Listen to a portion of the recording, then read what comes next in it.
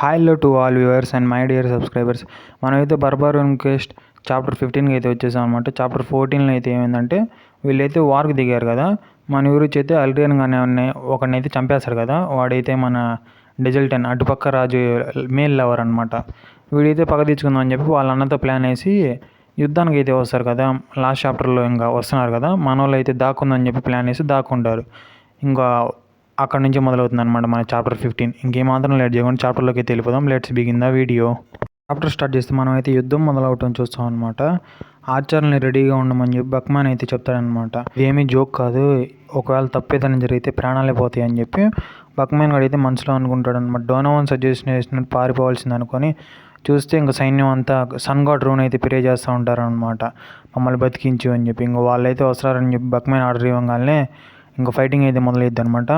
మీ దగ్గర ఉన్నంత పెట్టి ఫైట్ చేయండి అని చెప్పి బక్మాన్ ఆర్డర్ ఇవ్వగానే ఇంకా వాళ్ళు ఇంకా ఫైట్ చేస్తూనే ఉంటారు. మనోడైతే మనసులో అనుకుంటాడు, ఇది డిఫెన్సివ్ బ్యాటిల్లో లేదు, మొత్తం బ్లడ్ షెడ్ లాగా ఉంది. అసలు ఇంత రక్తం వస్తున్నా కానీ దీన్ని డిఫెన్సివ్ బ్యాటిల్ ఎలా ఉంటావు, కానీ మన మెర్సినరీలు అసలైన వాళ్ళు వేరే చోట ఉన్నారుగా, వాళ్ళు డిఫెన్సివ్ బ్యాటిల్ చేస్తారులే, యూరిచ్ ఇంకెంత నీ చేతిలోనే ఉందని చెప్పి మనం బక్మాన్ మనసులో అనుకోగానే సీన్ షిఫ్ట్ అయ్యి వీళ్ళిద్దరి దగ్గరికి వస్తాం. డోనోవన్ గాడేమో ఇంకోసారి ఇలాంటి ఐడియా ఇచ్చామంటే నేను చంపేస్తానని చెప్పి డోనోవన్ గాడు అంటాడు.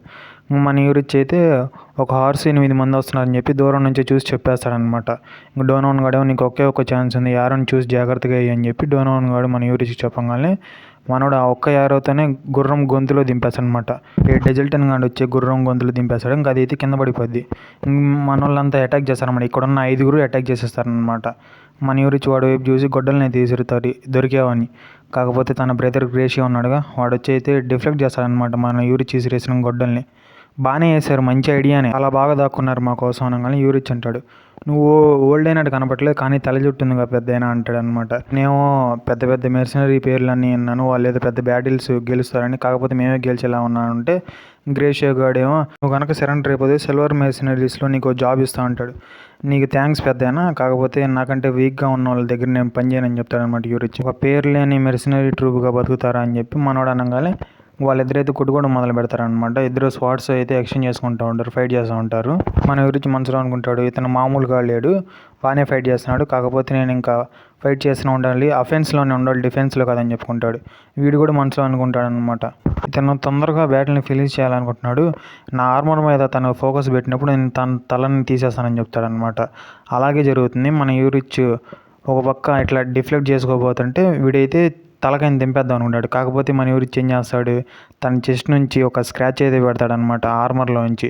తన రిప్స్ అయితే బ్రోక్ అయిపోతాయి అనమాట. అంటే చెస్ట్ మీద స్క్రాచ్ వల్ల రిప్స్ బ్రోక్ అయిపోతాయి. వీడు అంటాడు, ఇంపీరియల్ స్టీల్ అది నీకు ఎలా దొరికింది, అసలు ఎవరు నువ్వేమో నొబిలిటీ కూడా కాదు, ఒక నార్మల్ మెర్సినరీకి అది ఎలా దొరికింది, ఎవరు నువ్వు అంటాడనమాట. మనోడేమో నీ బోన్స్ బ్రేక్ అయినట్టున్నాయి, నేను ఆ సౌండ్ విన్నాను, నిప్పుందా అంటాడనమాట. ఇంకా గ్రేషియో గాడేమో ఇంకో వీడిని ఆపితే చాలు మనోడు తప్పించుకుంటాడు అనుకుంటాడు డెజల్టన్ గాడిని. నువ్వు పారిపో, వీడిని నేను ఆపుతా ఉంటానని చెప్పి డెజల్టన్ గాడికి చెప్తాడనమాట గ్రేషియో. కాకపోతే మన యూరిచ్ వీడు ఎమ్మడి పడతాడు, డెజల్టన్ని పట్టుకోవడానికి ఎమ్మడి పడతాడనమాట మన యూరిచ్. ఆల్మోస్ట్ దొరికేస్తాడు, అంటే ఇంకా దొరికేస్తాడులే మన యూరిచ్కి. తను డెజల్టన్ గాడు దొరికేస్తాడు. వెంటనే మెడ మీద కట్టి పెట్టి నిన్ను పట్టుకున్న అనగానే నువ్వే కదా అల్డ్రియన్ని చంపిందని చెప్పి గట్టిగా అరుస్తూ ఉంటాడు. మన యూరిచ్ అయితే కామ్ డౌన్, అలాగే మీ వాళ్ళందరికీ చెప్పు అన్నీ వదిలేసి సరెండర్ అవ్వమని చెప్తాడనమాట. నేను పగ తీర్చుకోవాలి అల్డ్రియన్ని చంపిన మీద అని చెప్పి వాడు అయితే కోపడుతూ ఉంటాడు. అయితే మనోడు ఏం చేస్తాడంటే 2 గుద్దులు గుద్ది ఇంకా బుద్ధి చెప్తాడు. మీ వాళ్ళందరినీ బయటికి రమ్మని చెప్తే వీడేం చేస్తాడంటే గ్రేషియో గాడు ఇదే మంచి ఛాన్స్ దొరికిందని చెప్పి కత్తిని అయితే చూపిస్తాడనమాట. అంటే వాళ్ళిద్దరు వైపు అయితే చూపిస్తాడు ఇంకా గ్రేషియో గాడు. మన యూరిచ్కి అర్థమైంది ఇది ఒక థ్రోయింగ్ నైఫ్, అంటే నైఫ్ విసిరేస్తాడని చెప్పి మన యూరిచ్ అయితే గెస్ చేస్తాడు. అలాగే వాడు విసిరేస్తాడనమాట. ఇంకా డెజల్టన్ గడికి తగిలిది. వాడు దేనికోసం అని చెప్పి ఇంకా వాడైతే చచ్చిపోతాడనమాట. గ్రేషియో గాడేమో మొలాన్ దగ్గరికి వెళ్దామా, మనం ఇంకా ప్రీస్ ట్రీట్మెంట్ చేసుకుందాం, అంటే శాంతి ఒప్పందం చేసుకుందాం అని చెప్పి అడుగుతాడు. అలా అడుగుతాడు. చాప్టర్ అయితే ఎండ్ అయిపోతుంది అనమాట.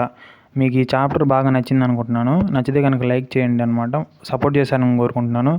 మళ్ళీ నెక్స్ట్ చాప్టర్లో అయితే కలుద్దాం. అంతవరకు అందరికీ సే నో రా.